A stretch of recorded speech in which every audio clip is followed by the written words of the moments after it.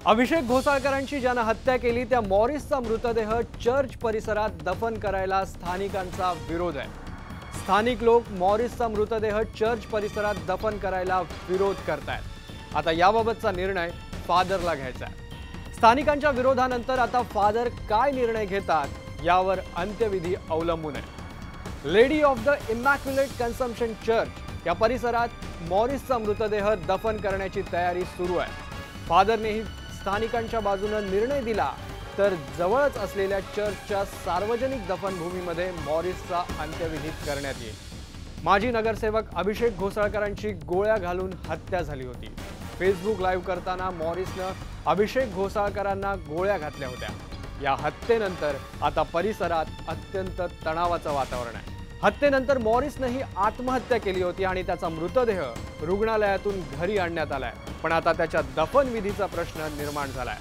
Morris आणि अभिषेक घोसाळकर यांच्यातला तणाव आणि आता हत्या यामुळे बोरिवली परिसरात तणावाचं वातावरण आहे। मॉरिसने केलेलं हे कृत्य मानवतेला काळिमा फासणार आहे आणि त्याच्या मृतदेहालाही आता जागा नाकारली जाते। अभिषेक घोसाळकरांची ज्यानं हत्या केली त्या मॉरिसचा मृतदेह चर्च परिसरात दफन करायला स्थानिकांचा विरोध आहे।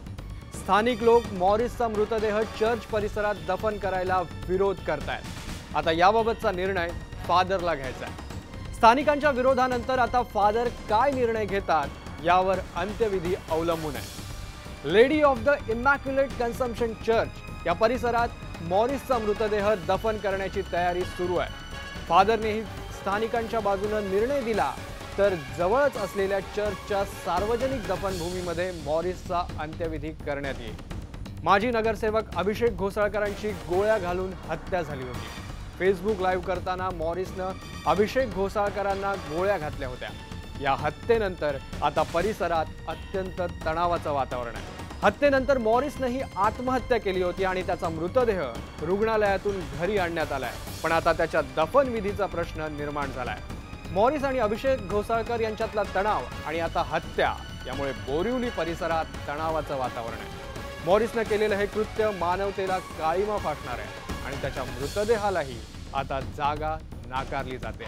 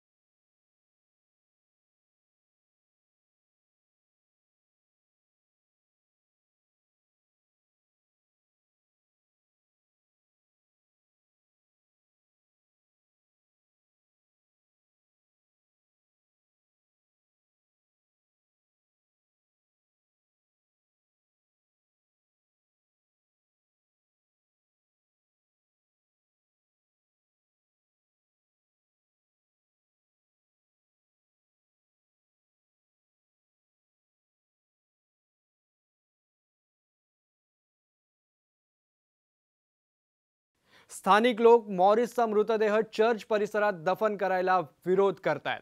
आता याबाबतचा निर्णय फादरला घ्यायचा आहे। स्थानिकांच्या विरोधानंतर आता फादर काय निर्णय घेतात यावर अंत्यविधी अवलंबून आहे। Lady of the immaculate conception church या परिसरात मॉरिसचा मृतदेह दफन करण्याची तयारी सुरू आहे।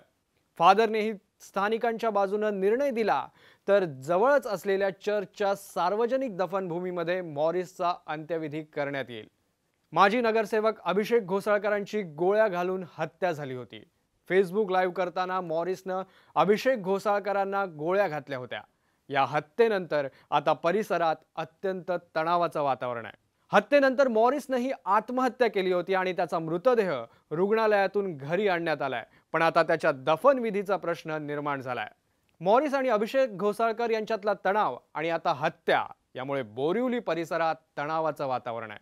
मॉरिसनं केलेलं हे कृत्य मानवतेला काळिमा फासणार आहे आणि त्याच्या मृतदेहालाही आता जागा नाकारली जाते।